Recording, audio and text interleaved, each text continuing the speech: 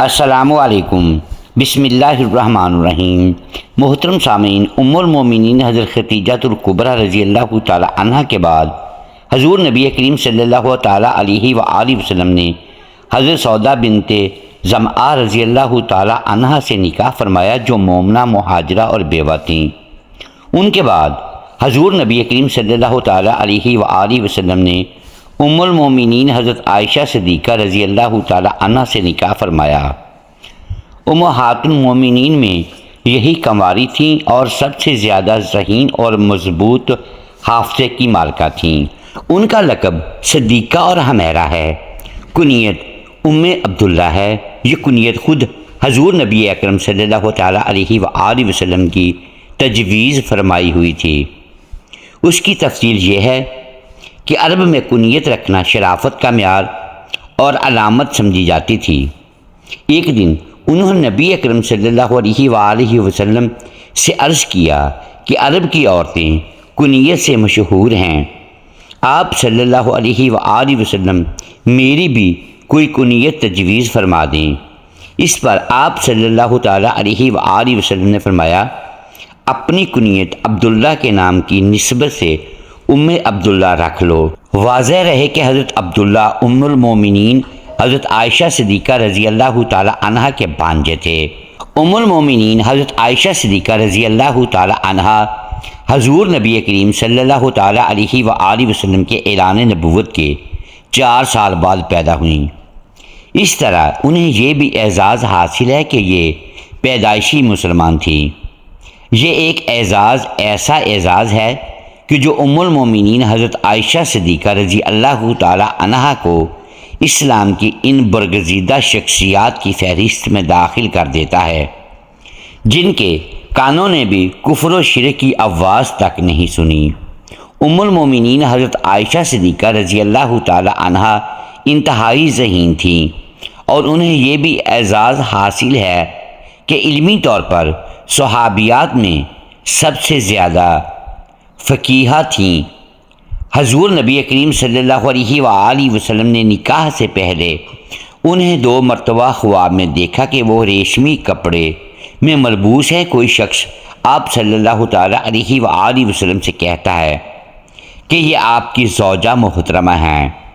حضور نبی کریم صلی اللہ تعالی علیہ وآلہ وسلم دوران خواب ہی فرماتے ہیں کہ اگر یہ اللہ تعالیٰ کی طرف سے ہے تو ایسا ہو جائے گا۔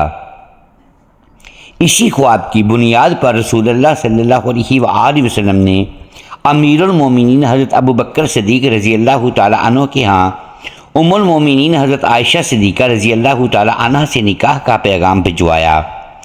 اتنا سننا تھا کہ امیر المومنین حضرت ابوبکر صدیق رضی اللہ تعالی عنہ خوشی سے پھولے نہ سمائے تھے کہ ان کی صاحبزادی تاجدار مدینہ حضور سرور کائنات حضرت محمد صلی اللہ تعالی علیہ وآلہ وسلم کے نکاح میں آئیں۔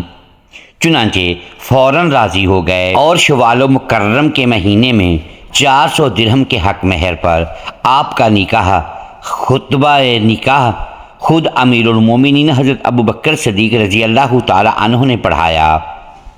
اس وقت ام المومنین حضرت عائشہ صدیقہ رضی اللہ تعالی عنہ کم سن تھیں۔ واضح رہے کہ یہ صرف عقد نکاح تھا جس میں رخصتی کی نوبت اس وقت تک نہیں آئی تھی۔ یہ اللہ تعالیٰ کی حکمت تھی اور یہ انتخاب بھی اللہ تعالیٰ ہی کا تھا۔ ام المومنین حضرت عائشہ صدیقہ رضی اللہ تعالی عنہ انتہائی ذہین تھی۔ حضور نبی کریم صلی اللہ تعالی علیہ وآلہ وسلم کا لایا ہوا دین جس طرح انہوں نے محفوظ کر کے عام فرمایا، یہ بات اللہ تعالیٰ کی حکمت اور دین کی حقانیت کا ثبوت ہے۔ آپ کے علاوہ جتنے بھی نکاح ہوئے وہ عمر رسیدہ عورتوں سے ہوئے۔ ام المومنین حضرت عائشہ صدیقہ رضی اللہ تعالی عنہ نے حضور نبی کریم صلی اللہ تعالی علیہ وآلہ وسلم کی ایک ایک بات انتہائی شوق و رغبت کے ساتھ دیکھی، پرکھی، سمجھی اور امت مسلمہ کی خصوصاً عورتوں تک اور عموماً دیگر صحابہ کرام رضوان اللہ علیہم اجمعین تک کماحقہ من و ان پہنچائیں۔ عقد نکاح کے کچھ ہی عرصہ بعد نبی کریم صلی اللہ علیہ وآلہ وسلم اور امیر المومنین حضرت ابو بکر صدیق رضی اللہ تعالی عنہ کو مدینہ منورہ کی طرف ہجرت کا حکم ہوا اور یہ دونوں حضرات مدینہ منورہ کے لیے روانہ ہو گئے۔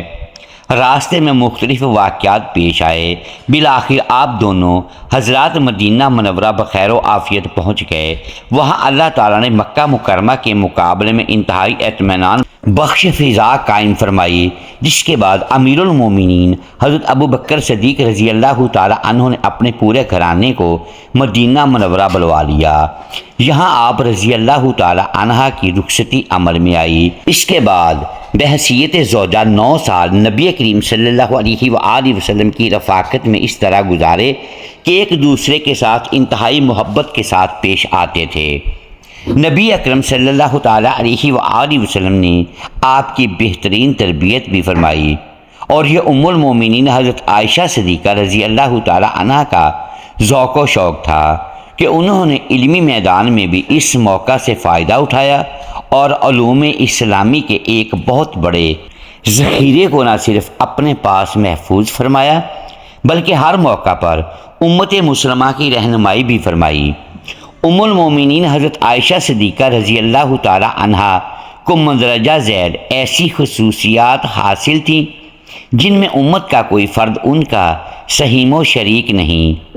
چنانچہ وہ فرماتی ہیں، فرشتہ آپ صلی اللہ تعالیٰ علیہ وآلہ وسلم کی خدمت میں ان کی تصویر لے کر حاضر ہوا۔ وہ آپ صلی اللہ علیہ وآلہ وسلم کو ازواج مطہرات میں سے سب سے زیادہ محبوب تھیں۔ آپ کی وجہ سے امت کو تیمم کی رخصت ملی۔ آپ کی پاک دامنی اور برکت میں 10 قرآنی آیات نازل ہوئیں۔ اس کے علاوہ اور بھی کئی فضیلتیں حاصل تھیں۔ ام المومنین حضرت عائشہ صدیقہ رضی اللہ تعالی عنہ فرماتی ہیں کہ لوگ رسول اللہ صلی اللہ علیہ وآلہ وسلم کی خدمت میں ہدیہ پیش کرنے کے لیے اس دن کا انتظار کرتے جس روز آپ صلی اللہ علیہ وآلہ وسلم کی میرے یہاں باری ہوتی، اور اس سے ان کا منشا رسول اللہ صلی اللہ تعالیٰ علیہ وآلہ وسلم کی خوشنودی حاصل کرنا تھا۔ حضرت عروہ بن زبیر رضی اللہ تعالیٰ عنہ کا قول ہے کہ میں نے قرآن و حدیث، فقہ و تاریخ اور علم النساب میں ام المومنین حضرت عائشہ رضی اللہ تعالیٰ عنہ سے بڑھ کر کسی کو نہیں دیکھا۔ احنف بن قیس اور موسیٰ بن طلحہ کا قول ہے کہ ام المومنین حضرت عائشہ صدیقہ رضی اللہ تعالیٰ عنہ سے بڑھ کر میں نے کسی کو فصیح اللسان نہیں پایا۔ رسول اللہ صلی اللہ علیہ وآلہ وسلم کا معمول تھا کہ آپ صلی اللہ تعالیٰ علیہ وآلہ وسلم جہاں عام حالات میں اپنے ساتھ ام المومنین حضرت عائشہ صدیقہ رضی اللہ تعالیٰ عنہ کو رکھا کرتے تھے، وہاں کئی مواقع پر سفر میں بھی آپ کو اپنے ساتھ لے گئے، جن میں غزوات کے سفر بھی شامل ہیں۔ رسول اللہ صلی اللہ علیہ وآلہ وسلم کے اس دنیا سے پردہ فرمانے کے وقت آپ کی طبیعت کئی روز علیل رہی، بیماری نے شدت اختیار کی۔ آپ صلی اللہ تعالیٰ علیہ وآلہ وسلم نے اپنی تمام ازواج مطہرات سے اجازت چاہی کہ آپ کی تیمارداری ام المومنین حضرت عائشہ صدیقہ رضی اللہ تعالیٰ عنہ کے ہاں کی جائے۔ تمام ازواج مطہرات نے بخوشی اس کی اجازت دے دی۔ آپ صلی اللہ تعالیٰ علیہ وآلہ وسلم ام المومنین حضرت عائشہ صدیقہ رضی اللہ تعالیٰ عنہ کے ہاں تشریف لے گئے اور وصال تک انہی کے ہاں رہے۔ ام المومنین حضرت عائشہ صدیقہ رضی اللہ تعالیٰ عنہما سورہ اخلاص، سورہ فلق اور سورہ ناس پڑھ کر رسول اللہ صلی اللہ علیہ وآلہ وسلم کے ہاتھوں پر دم کرتی تھیں۔ حضور نبی کریم صلی اللہ تعالیٰ علیہ وآلہ وسلم کی حیات طیبہ کے آخری لمحات میں یہ ام المومنین حضرت عائشہ صدیقہ رضی اللہ تعالیٰ عنہما کے لیے بڑا اعزاز تھا۔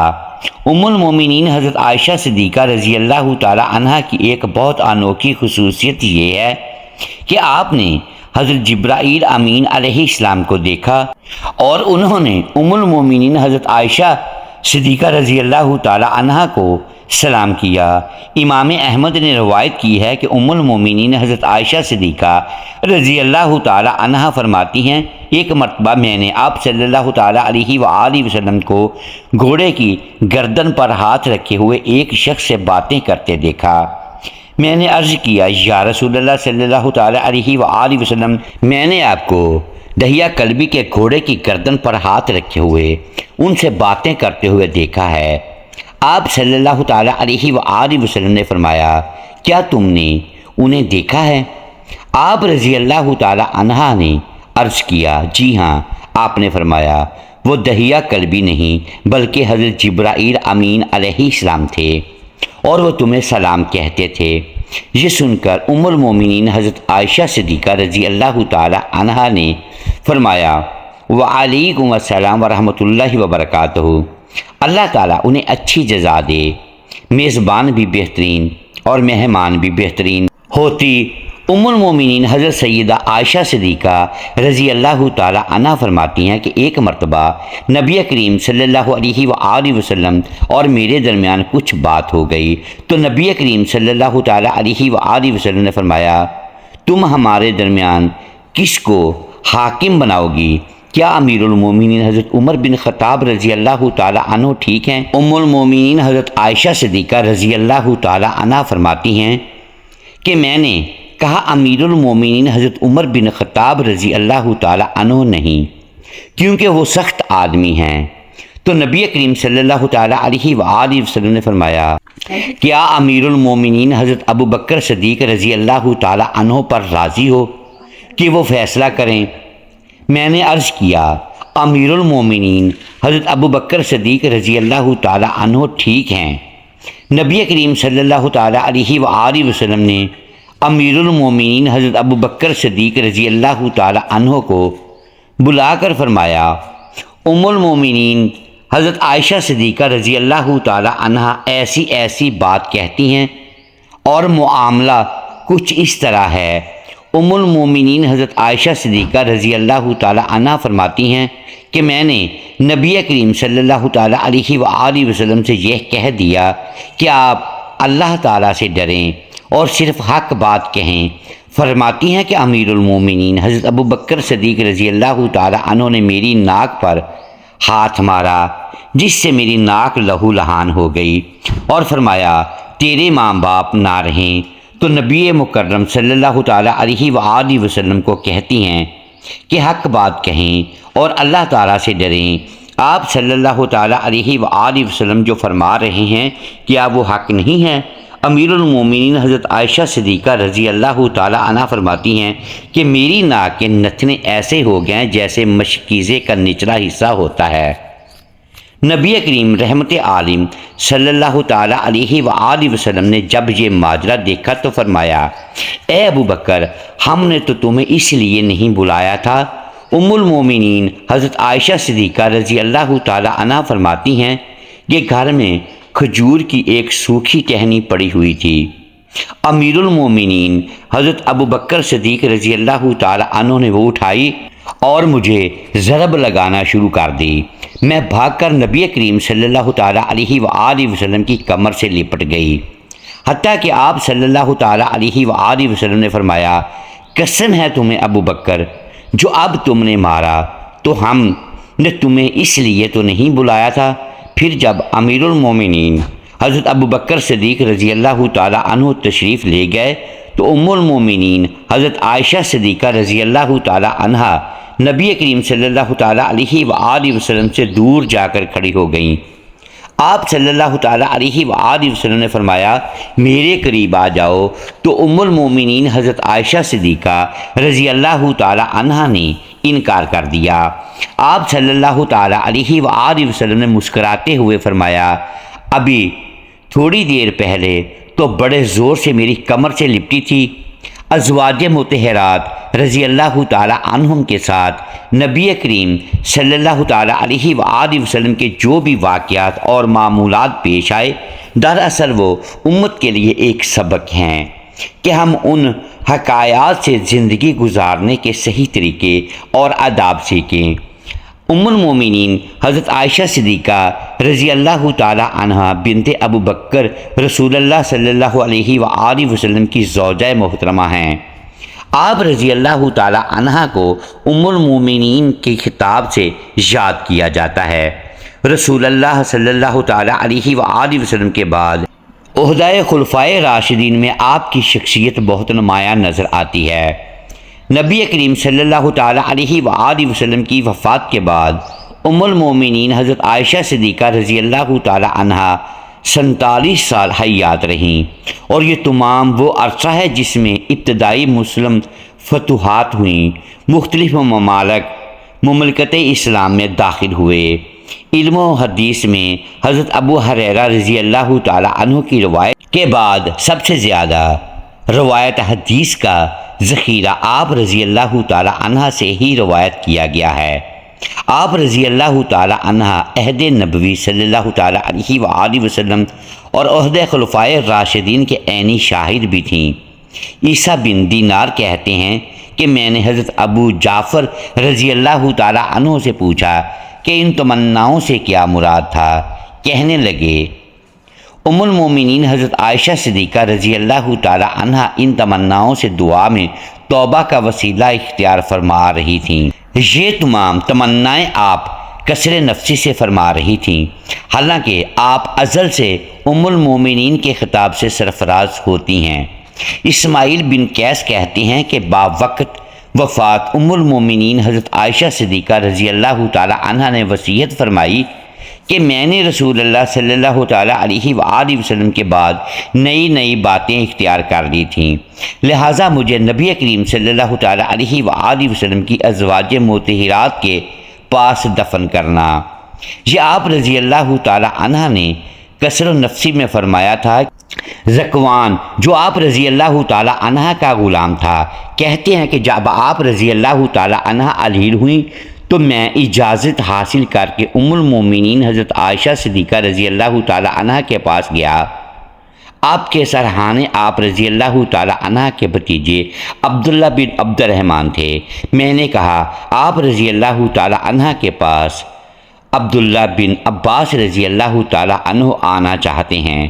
اس وقت آپ دنیا سے دھارنے والی تھیں۔ بولی ابن عباس رضی اللہ تعالی عنہ کو نہ آنے دو، اس وقت مجھے ان کی اور ان کی تعریفوں کی ضرورت نہیں۔ ذکوان نے کہا ام المومنین حضرت عائشہ صدیقہ رضی اللہ تعالی عنہ حضرت ابن عباس رضی اللہ تعالی عنہ آپ کے ایک نیک صالح فرزند ہیں۔ آپ رضی اللہ تعالی عنہ کو سلام کرنے اور رخصت کرنے آئے ہیں۔ بولی اچھا تو اگر تم چاہو تو انہیں بلا لو۔ آخر میں نے انہیں بلا لیا۔ حضرت ابن عباس رضی اللہ تعالی عنہ نے آتے ہی آپ رضی اللہ تعالی عنہ کو سلام کیا اور بیٹھ گئے اور بولے بشارت ہو۔ بولی کس چیز کی؟ کہنے لگے اس کی جو آپ رضی اللہ تعالی عنہ کے اور محمد صلی اللہ تعالی علیہ وآلہ وسلم کی اور دیگر احباب کی ملاقات کے درمیان میں بے بس جسم سے روح نکلنے کی دیر ہے، آپ ان سب سے جا کر ملاقات کریں گی۔ آپ رضی اللہ تعالی عنہ رسول اللہ صلی اللہ تعالی علیہ وآلہ وسلم کی انتہائی لاڈلی بیوی تھیں۔ رسول اللہ صلی اللہ علیہ وآلہ وسلم پاکیزہ چیز سے ہی محبت کیا کرتے تھے، اور دیکھیے ابواہ کے دن آپ کا ہار کھو گیا تھا۔ اسے ڈھونڈنے کے لیے رسول اللہ صلی اللہ تعالی علیہ وآلہ وسلم منزل میں صبح تک ٹھہرے رہے، لوگوں کے پاس پانی نہ تھا۔ پھر اللہ تعالیٰ نے تیمم کی آیت نازل فرمائی۔ مسلمانوں کو یہ سہولت آپ رضی اللہ تعالی عنہ کی بدولت نصیب ہوئی۔ پھر اللہ تعالیٰ نے آپ رضی اللہ تعالی عنہ کی برات 7ویں آسمانوں کے اوپر سے اتاری، جسے روح الامین لے کر آئے۔ اب ایسی کوئی مسجد نہیں جس میں آپ رضی اللہ تعالی عنہ کی برات کی آیتیں صبح شام نہ پڑھی جاتی ہوں۔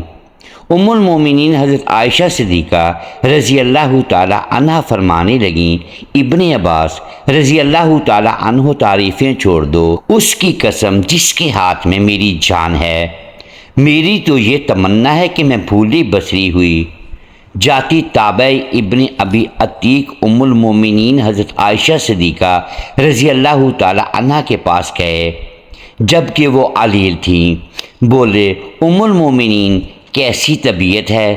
میرے ماں باپ آپ پر قربان ہوں فرمانے لگیں۔ اللہ کی قسم یہ موت ہے۔ عبید بن عمیر تابعی کہتے ہیں کہ آپ رضی اللہ تعالی عنہ نے وصیت فرمائی کہ میرے جنازے کے پیچھے آگ لے کر نہ جانا اور میری میت پر سرخ مخملی چادر نہ بچھانا۔ اپنے غلام ذکوان کو آزاد کرنے کی وصیت کی تھی۔